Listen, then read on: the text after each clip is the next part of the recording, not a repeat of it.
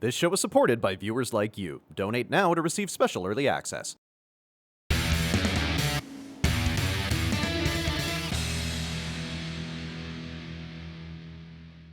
After Velma Season 2 dropped, I heard rumblings here and there about a Halloween special. I didn't dig any deeper about it because, frankly, I felt I'd already given the show more attention than it deserved, so I wasn't doing more than what was absolutely necessary. My attitude was, I'll believe it when I see it. I think most reasonable people were ready to put Velma in the rear view. I certainly was. So despite the season ending on a cliffhanger, I highly doubted a Halloween special would happen. Well, shows what I fucking know. Then again, I shouldn't be surprised at this point. After all, WB just blew $200 million on a Joker sequel that nobody liked. Anything is possible at this point.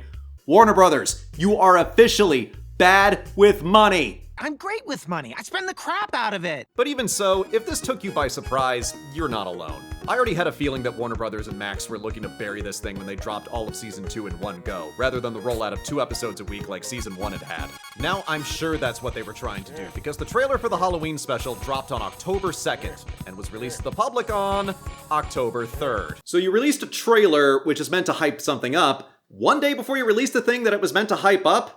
That's like inviting somebody to your Christmas party on New Year's Day. My point is, I sincerely thought I was done with Velma. Would you believe that my Lower Decks video was a bigger priority for me this month? I'm really proud of that video. I worked hard on that video. At least that's a good show that actually likes what it's satirizing. But as somebody who dared to see this train wreck all the way to the end of the track, believe me when I say that the Halloween special is probably the best that Velma is ever going to get. And now that I say that out loud, that's kind of sad. Do you want to hear a scary story? Oh, why start now? At the end of Season 2, after defeating Scrappy-Doo, Velma found herself dead and turned into a ghost, but was told that magic may be strong enough to reunite her spirit with her body on Halloween. And 2 minutes in, and you've already lost me. Bringing Velma back is too much of an ask. Dune asks less of its audience than you're asking of me right now. Ugh, whatever. Since they really insist on bringing Velma back, then her best bet is a spell book that was donated to Crystal Cove's Historical Society. But the magic contained within is so evil that it will eventually corrupt anyone who uses it. I presume because it's the one thing that has worse writing than this show does. We only have 19 hours of Halloween left to bring me back. And you didn't have this conversation before Halloween because... But before they can even get their hands on the spellbook, the gang discovers that another murder has occurred, which apparently wasn't unexpected because of the legend of the Black Knight. Okay, will someone please tell me who the Black Knight is? And is it racist? Because it sounds racist. It's not, amazingly. Decades ago, during the town's first sexy Halloween party, an uninvited teen in a Black Knight costume tried to peep in on the popular kids partying in the cemetery. And when they chased him off, he accidentally tripped and fell to his death. And supposedly, every Halloween, the ghost of the Black Knight causes someone dressed sexy to trip and fall to their death. So the adults always host an unsexy Halloween party that none of the teens actually go to. And the unsexy party in the gym is fun! Adjacent. That's how I'm gonna describe Velma to people in the future. Fun adjacent.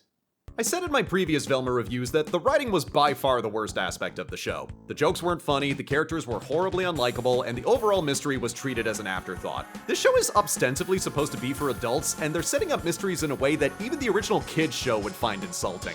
And as for the characters, everyone would either argue endlessly about the simplest thing or change their motivations on a dime. Season 2 was a slight improvement, but the best I could say about it was it's not as obnoxious as before, which I know isn't exactly a glowing endorsement. But this?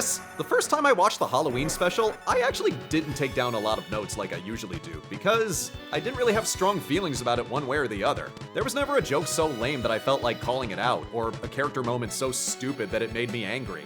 All that says to me is that Velma has moved up from awful to mediocre. Instead of being offensively bad, it's just kind of forgettable. What storylines they have done up until this point aren't really referenced except for 1 or 2 throwaway lines, and the supporting cast doesn't have anything to do or say for a good portion of the runtime. God help me, I actually started to like the supporting cast of Velma, mostly because they treated her with the same withering contempt that I did. These people get me, man!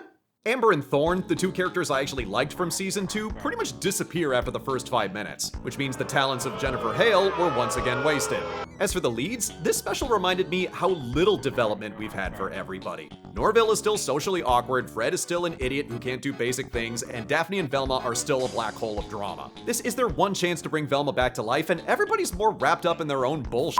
Daphne is busy planning the sexy Halloween party, Fred's dad is having money issues, and Norville's girlfriend wants to saddle him with probably the most unique sexy costume pairing.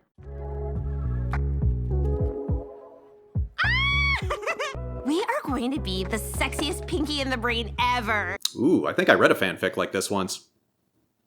Y'all don't want to know what I get up to in my off time. And even when they do finally get around to helping Velma, it feels more like a homework assignment than genuine character development. As I said earlier, they can't use the spellbook to revive Velma without getting corrupted by its evil power. So Fred and his dad fork over $5,000 for an audio version narrated by Richard Kind. A triangle must be drawn around it. Why? I don't know. I didn't write this thing. No, they don't get that from you anymore. But before they can complete the spell and return Velma's spirit to her body, all four of them have to face their worst fear. A red triangle appears on their wrist once they've identified what that fear is, and the triangle disappears once they've faced it. You know, you're supposed to weave exposition into the narrative so that it feels natural. You don't just assign it to your cast like it's a video game mission. And it's because they've done such a poor job with character development up until this point that I can't even get invested when the characters do face their worst fears. Velma discussing her worst fear leads to an argument with Daphne because of course it f***ing does, which almost leads to both of them crossing over. This is supposed to be a big emotional climax, but these two have been so annoying and unlikable, all I could think was go, go, go, go! And then there's Saweetie. Yeah, the most confusing aspect of the VELMA Halloween Special oddly has nothing to do with Velma herself. Turns out Daphne arranged for Saweetie to perform at the Halloween party. Okay, that's nothing new. Scooby-Doo has celebrity guests all the time. It's not any weirder than teaming up with the Harlem Globetrotters or the members of KISS. But this isn't just a cameo. Saweetie has a major supporting role in the story. She's even given the same space on the poster as the leads. She's arguably given more to do than Fred or Norville, who just kind of get shunted off into their own little plot cul-de-sacs. You actually came to perform at our party. Or did your bus just break down? That's usually how celebrities end up in Crystal Cove. Or in this case, because Megan Thee Stallion wouldn't return our phone calls. But before you think I'm being overly mean, I'd actually say Saweetie is one of the better parts of the special. She at least manages to not embarrass herself, which is kind of a miracle given the circumstances. And they gave her some decently funny moments, so at least she's game for getting thrown in the dunking booth. I'm just curious who was supposed to benefit from this whole arrangement. If you're the showrunners of Velma, then you've attached yourself to an artist who hasn't even charted in 3 years. And if you're Saweetie, then you've just attached yourself to the worst received animated project since Food Fight. I actually think of all the sexy things you do, the sexiest are your hustle and business acumen. Wow, that's so nice. I mean, you collected a paycheck for riding on this sinking ship and didn't get wet in the process, so yeah, I kind of agree. But in the end, it's all sound and fury signifying nothing. By the time we get to the finale, everything else is just kind of forgotten in favor of everybody either fucking or fighting off zombies. Sometimes both. This show is way too obsessed with horny teenagers. I know they're just lines on paper, but watching this is making me feel like I'm gonna end up on some kind of list. Credit where it's due, the animators really give it their all during this part. In fact, the animation is one of the consistently good parts of the show overall. I just wish there were better scripts to support it. It's like getting the world's best scientists together to make a fart machine. And despite almost literally getting dragged to hell stopping the zombie horde, Velma still manages to come back to life, because apparently we can't have anything nice. Truly, I have never seen anybody so foul-mouthed, hateful, and stupid survive so many failures, setbacks, and near-death experiences and somehow come out without a scratch. Who is also heavily associated with the color orange. And because this show doesn't know when enough is enough, they still have the nerve to end on a cliffhanger for a potential third season. And maybe Todd Phillips will get a third Joker movie greenlit. You know, when I started this channel, I decided to avoid certain cliches that you see on YouTube. I try not to shout too much, I don't film myself in front of a big wall with all of my collectibles. Like, I don't even like Funko Pops. And when it comes to reviewing bad stuff, I decided not to treat whatever I review as my arch enemy or something like that. Like, get real. The people who make these things, they don't know who I am and they don't care. It's just entertainment. Don't take it so personally. But as one of the few people who has stuck with Velma to the end, not once did I ever consider the show my arch enemy, because it didn't deserve that honor.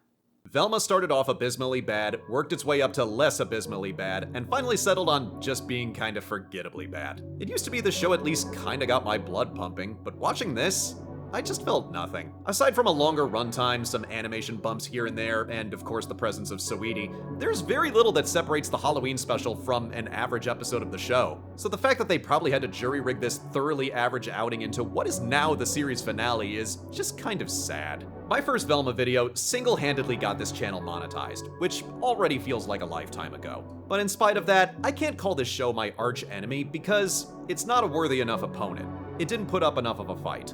I can't recommend this special, even to casual viewers. Enjoying or understanding anything that's going on in the Velma Halloween Special is dependent on watching and enjoying Velma up until this point. And that's just too much to ask of anybody. And what really sucks is, this show could have worked. There's no reason you can't make a more adult version of Scooby-Doo. There's no reason you can't have a more racially diverse version of Scooby-Doo, despite what shitheads online would have you believe. This show could have been great, or at least fun. But the writers were so interested in being edgelords that they didn't bother to get the basics of their characters or the premise down. Scooby-Doo has been around so long, it should be collecting Social Security. Sooner or later, another adaptation is gonna come along to entertain another generation of fans. And Velma is just gonna be this weird footnote we'll have to acknowledge before quickly moving on to the good stuff. As far as I'm concerned, this show can stay dead and buried. But we finally banished that evil, so let's focus on the good. Thanksgiving, X-Men 97 review finally comes out. Next time, baby!